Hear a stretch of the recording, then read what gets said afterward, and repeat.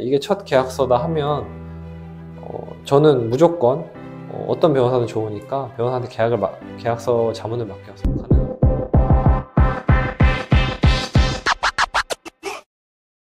안녕하세요, 세맛 변호사입니다. 오늘은 웹툰 작가의 에이전시 계약에 대해서 설명드리겠습니다. 이 주제를 택한 이유는 웹툰 작가로서 데뷔할 때 처음으로 체결하는 계약서가 웹툰 에이전시 계약이기 때문인데요. 옛날에 웹툰 초창기 때는 웹툰 작가님이 직접 웹툰 플랫폼이랑 계약하는 경우가 많았습니다. 그런데 요즘처럼 웹툰 시장이 활발해지고 커진 상황에서는 웹툰 플랫폼과 웹툰 작가 사이에 웹툰 에이전시라는 사업체들이 되게 많이 생겨서 곧바로 웹툰 작가가 플랫폼이랑 계약하지 않고요. 웹툰 에이전시가 작가랑 계약해서 그 에이전시가 그 해당 원고를 받고 그거를 플랫폼에 전달하고 혹은 그거에 대한 지적자산권을 관리하고 그거에 대해서 뭐 해외 출판을 하든 뭐 드라마화를 하든 혹은 뭐 이거를 어떤 식으로 다시 재가공해서 캐릭터 상품화를 하든 이걸 해주는 중간 업체가 생겼습니다. 이것이 어떻게 보면 되게 바람직한 일이고 우리나라 웹툰 사업이 되게 활성화되고 있다는 증명이기도 한데요. 한편으로는 갓 데뷔하는 웹툰 작가가 에이전시랑 계약을 체결할 때 되게 일방적으로 작가한테 불평등한 계약을 체결하는 경우가 많아요. 되게 데뷔를 할 때 에이전시랑 계약을 체결하고 에이전시랑 계약을 체결하지 않으면 애초에 데뷔를 못하다 보니까 이 첫 계약서가 불리한 경우가 많더라고요. 그래서 오늘은 이 첫 계약서에 집중해서 좀 설명을 드리는 시간을 가지겠습니다. 이 웹툰 작가와 에이전시가 체결하는 계약, 웹툰 계약이라고 통칭을 할 텐데요. 이 웹툰 계약이 어떤 구조로 이루어지는지 먼저 설명드리고 어떤 조항을 주의해야 되는지 또 설명드리고 마지막으로 많이들 물어보시는 질문들을 추려서 Q&A 하는 그 세 가지로 말씀드리겠습니다. 첫 번째로 이 웹툰 작가의 계약은 크게 세 가지 구조를 가지고 있어요. 아까 처음 얘기한 것처럼 당연히 당사자는 웹툰 작가랑 웹툰 에이전시고요. 첫 번째로는 작가는 웹툰 원고를 에이전시에 제공한다. 두 번째는 에이전시는 이를 활용해서 수익을 창출한다. 세 번째, 이 창출된 수익을 웹툰 작가랑 에이전시가 나눠 가진다. 이 3단 구조, 어떻게 보면 되게 심플한 구조인데 이 3단 구조를 가지고 있고 그래서 그 계약서를 보실 때 이 3단 구조가 제대로 나와 있는지 먼저 보셔야 계약서를 볼 때 좀 더 이해가 빠르실 거예요. 이 계약서가 길기 때문에 처음 계약서를 맞닥뜨리면 작가님들이 되게 혼동하실 수 있어요.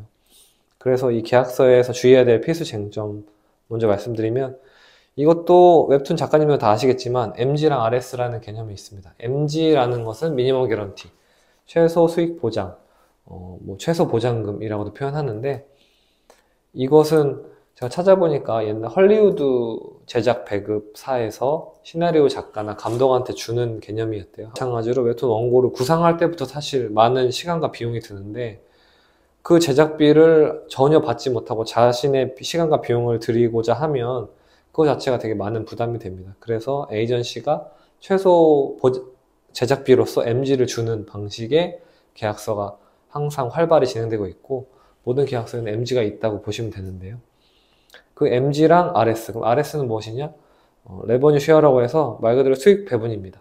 한마디로 에이전시가 이 원고의 제작 개발 단계를 위해서 MG를 주면 그걸 활용해서 원고를 작가가 총 만들어서 납품을 하고 그 납품된 것으로 에이전시가 수익을 창출하면 그 창출된 수익을 RS의 개념으로 나눈다. 이것이 골자라고 보시면 됩니다. 작가로서 작가 입장에서 가장 주의해야 되실 부분은 MG를 반환하는 조항이 들어가 있을 수 있어요. 이게 에이전시 입장에서는 당연한 논리일 수도 있는데 내가 너한테 최소한의 제작비를 줬는데 너가 계약을 이행하지 않으면 이 MG를 토해내야 돼 라는 조항이 어느 정도는 들어가 있을 겁니다. 근데 이제 아까 처음 얘기한 것처럼 첫 데뷔하는 작가님 입장에서는 이 계약서가 불리할 수밖에 없기 때문에 MG를 반환하게 되는 조항이 되게 불평등하게 짜여져 있는 경우가 많아요. 한마디로 MG를 반환하는 경우의 수를 이제 계약서에 넣고 있는데 그게 되게 추상적일수록 작가님한테 안 좋습니다. 사회적 물의를 일으키는 경우 이거 되게 추상적인 말이잖아요. 그런 경우에 MG를 반환한다. 이렇게 되면은 작가님한테 되게 큰 족쇄가 될 수 있어요. 그래서 MG를 반환하는 조항이 있는지 아마 대부분의 경우 있을 것이지만 있다고 하면 어떤 조건으로 MG를 반환하는지 이 부분에 대해서 되게 잘 살펴보셔야 합니다. 그러면 이제 구체적으로 넘어가서 웹툰 계약에서 반드시 확인해야 될 조항을 세 가지 꼽아봤는데요. 아까 처음에 말한 것처럼 MG 반환 조항이 있는지 체크해야 된다. 그게 첫 번째 사항이고요. 두 번째로는 위약금, 위약벌, 손해배상 조항 이 세 가지를 구분하셔야 되는데 위약금, 위약벌, 손해배상 이 세 가지가 들어가 있느냐를 보셔야 됩니다. 손해배상은 모든 계약서에 들어가 있기 때문에 웹툰 계약에서 당연히 들어가 있을 거예요.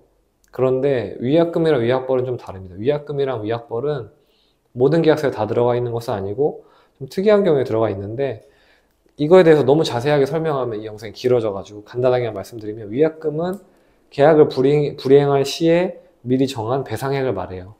우리가 부동산 계약할 때 계약금이 보통 위약금으로 정하는데 부동산 계약이 파기되면은 계약금만 주고 끝내는 그게 위약금이기 때문에 그런 거거든요. 근데 위약벌은 위약금이랑 완전히 다릅니다. 위약벌은 위약금 외에 추가적으로 계약을 파기한 사람이 추가적으로 지급해야 되는 금액이에요.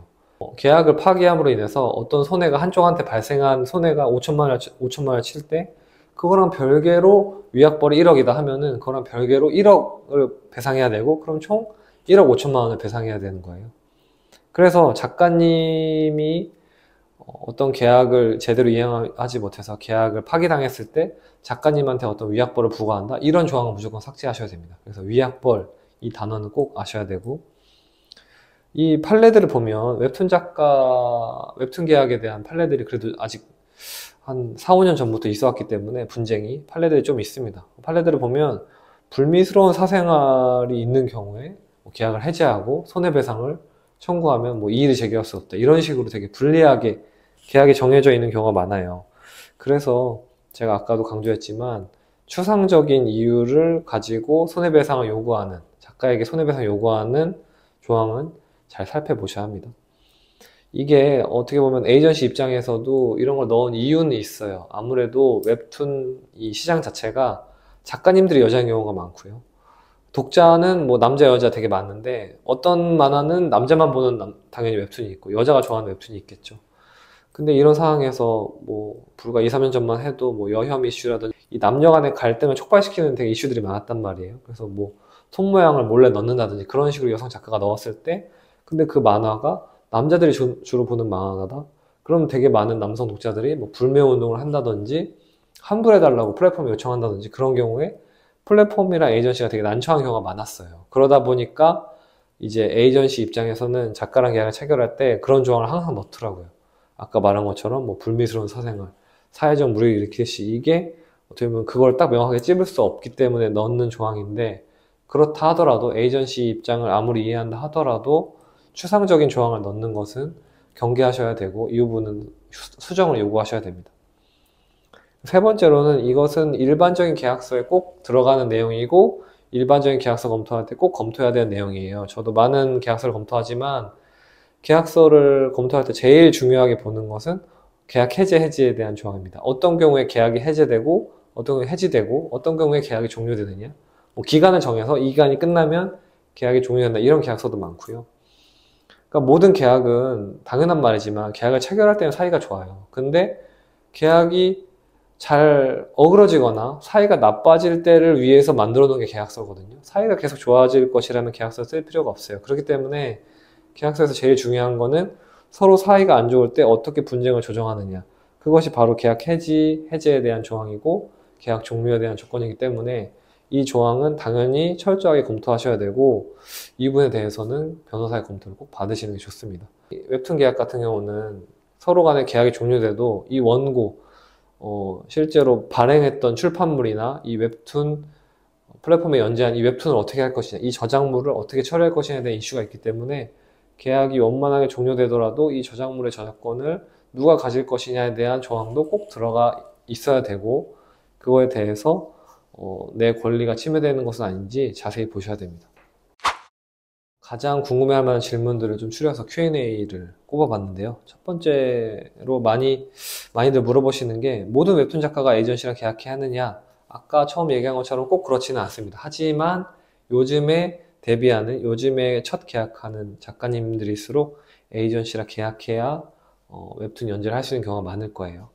두 번째 질문, MG에 대해서 왜 조심해야 되느냐? 이거에 대해서 좀 더 설명을 드리면 MG 자체를 받는 게 당연히 작가한테 좋죠. 하지만 MG를 되게 추상적인 조건만 가지고 반환하도록 하는 조항이 있다고 하면 그거 자체가 족쇄가 됩니다. 이거는 뭐 옛날부터 있었던 일이에요. 옛날부터 출판사랑 작가 사이에 있었던 일인데, 작가들이 처음에 옛날에는 선인세라고 불렀어요. 선인세를 받았을 때 좋았는데 이걸 빌미로 이제 출판사가 작가를 좀 좌지우지하는 경우가 있었거든요. 그런 것처럼 그런 판례들도 많고, 그러니까 MG 자체는 좋지만 그 반환 조건을 어떻게 하느냐에 따라서 작가님이 되게 불리한 경우에 처해질 수가 있어요. 그렇기 때문에 이 MG에 대해서 잘 보셔야 되고, MG에 대해서도 단순히 그 계약서에 MG라고 써 있느냐, 선인세라고 써 있느냐, 선급금이라고 써 있느냐, 그 용어에 따라서 그 해석이 다 달라지고, 그 용어에 따라서 무조건 반환해야 되는 돈이 될 수도 있고, 반환하지 않아도 되는 돈일 수도 있어요. 그렇기 때문에 웬만하면 MG라는 단어를 쓰는 게 좋고, 그리고 그 MG의 반환 조항도 없는 게 제일 좋습니다. 그리고 RS 수익 분배 비율에 대해서, 이 분배 비율은 사실 정하기 나름이고 그거에 대해서 저희 변호사들이 관여하는 것은 아닌데요. 일반적으로는 작가랑 에이전시가 그 수익을 5대5나 6대4로 나눈 경우가 좀 많다고 합니다. 네 번째 질문으로 계약서에 위약벌이 적혀 있으면 어떻게 해야 되느냐. 제가 다른 건 몰라도 위약벌만큼은 지워달라고 요구하셔야 될 것 같아요. 위약벌만큼 자신 있게.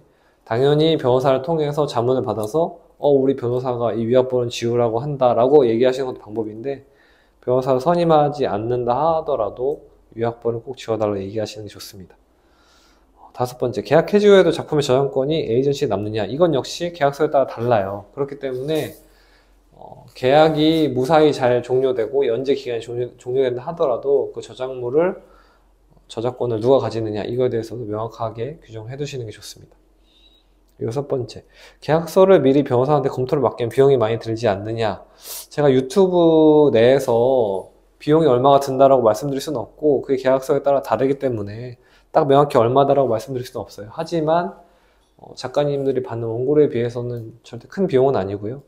그리고 작가님들이 이미 과거에 계약을 체결해 본 적이 있다면 모르겠는데, 이게 첫 계약서다 하면 저는 무조건 어떤 변호사는 좋으니까 변호사한테 계약서 자문을 맡겨서, 가능하면 웹툰 계약서를 검토해본 경험이 있는 변호사면 좋겠죠. 변호사한테 맡겨서 처음에 한 번은 이 검토를 맡기시고, 이 검토를 받으면 이 조항이 문제가 되고 이걸 조심해야 되는구나 라는 걸 알아서 그 다음부터는 좀 더 수월하게 하실 수 있어요. 그래서 첫 계약만큼은 변호사한테 맡겨라 라는 말씀을 드리고 싶습니다. 그리고 마지막으로, 이미 계약을 맺었는데 오늘 유튜브 설명을 들어보니까 이거 너무 불리한 조항이 있는 것 같다, 이거 어떻게 바꾸냐. 결론부터 말씀드리면 바꾸는 게 쉽지가 않아요. 이미 계약을 체결했기 때문에 사실상 상대방이 동의해주지 않으면 계약을 바꿀 수는 없습니다. 하지만 그 조항을 제가 봐야겠지만 진짜 너무 부당하게 불리하다고 하면 공정거래위원회든 예술인복지재단이든 외부 기관의 도움을 받아서 바꿀 수도 있고, 그게 아니라고 하면 변호사 내용 증명을 통해서 바뀔 수도 있고, 어쨌든 변호사를 통해서 다시 이 계약서 수정하자라고 재협상을 할 수도 있고, 어쨌든 간 협상이나 수정의 가능성이 있기 때문에 불리한 조항을 발견했다고 해서 너무 상심하지 마시고 일단은 가까운 변호사한테 문의하시는 것을 저는 추천드립니다. 자, 이 정도로 제가 오늘 드리고 싶었던 말씀은 다 드린 것 같은데요. 어쨌든 웹툰 작가로서 권리를 지키기 위해서 특히 데뷔하는 작가님들의 경우에는 꼭 계약서를 서명하시기 전에 변호사의 검토를 받으시는 것을 꼭 권해드립니다. 저는 여기까지 세마 변호사 김우중이었습니다. 감사합니다.